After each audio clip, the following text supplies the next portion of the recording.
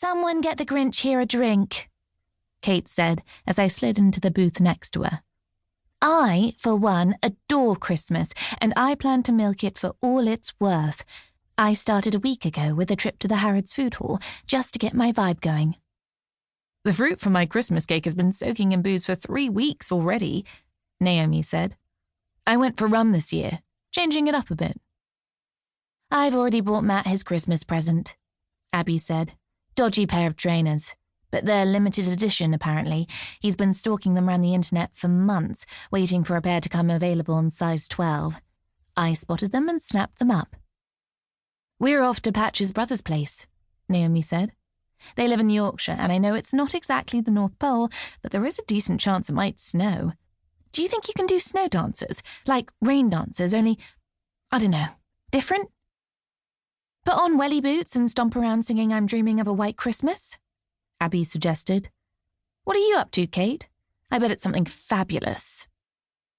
I'm going to Paris for a few days with Andy. Us single Pringles need to have each other's backs, right? Although there have been rumours that he's met someone, but he's refusing to divulge any info. Oh my God, I said. You're going to have to pump him for all the details you can get. Andy's been single for almost as long as I have. You could join us in Paris, Kate suggested. And pump him yourself. For a second, I allowed myself to dream. But this relatively affordable afternoon tea was already pushing my fun budget to its limit. I knew that if I accompanied Kate and Andy to Paris, they'd either be offering to treat me to meals and drinks all the time, or moderating the fabulousness of their trip to bring it within my financial reach, which it wouldn't be, however much they curbed it. So I shook my head regretfully. A waitress placed a fresh round of drinks in front of us, and Kate ordered afternoon tea all round. We all clamoured for more intel about Andy's new love interest.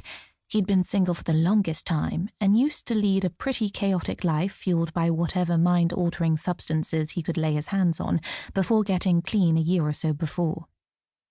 But Kate either didn't know more or wasn't saying.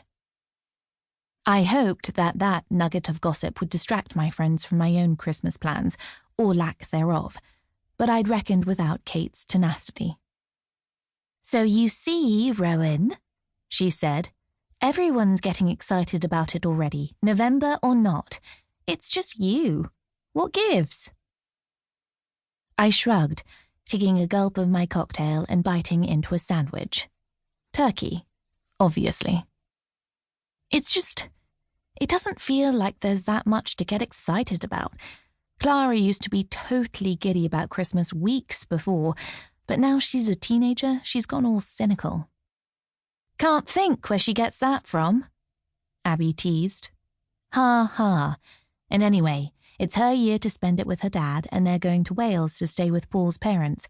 My mum and dad are heading off on one of their cruises next week. They reckon there's no point making a fuss if Clara's not going to be around. And I'm too skint to do anything fabulous, even if I had anyone to do it with. Oh, no. Naomi's face fell, and she reached over to give my hand a squeeze. But I thought you were going to make loads of money in your new job, like selling Sunset. Selling Sub-Zero, more like, I said. I showed a massive mansion in Mayfair to an applicant the other day. It was truly epic, marble everything and an actual Picasso on the wall, but the heating hadn't been on for ages because the seller lives abroad and it was freezing in there.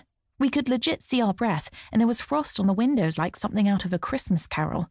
The buyer couldn't get out fast enough. When I'd accepted the job at Walkerson's Elite a few months before, I'd been elated, full of selling Sunset dreams of my own. I'd get to look at all the property porn I wanted, and in the flesh, not just online. I'd get to show rich men around zillion-pound mansions, and surely it would be just a matter of time before one of them fell in love with me, swept me off my feet, and whisked Clara and me away to live in the lap of luxury. Not that I'd need a rich man, of course, because I'd be rich myself.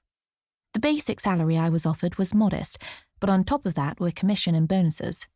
I worked out that I'd only have to have 2 or 3 of my buyers a year purchase a property for me to be absolutely rolling in money. The only problem was, I didn't have a single buyer.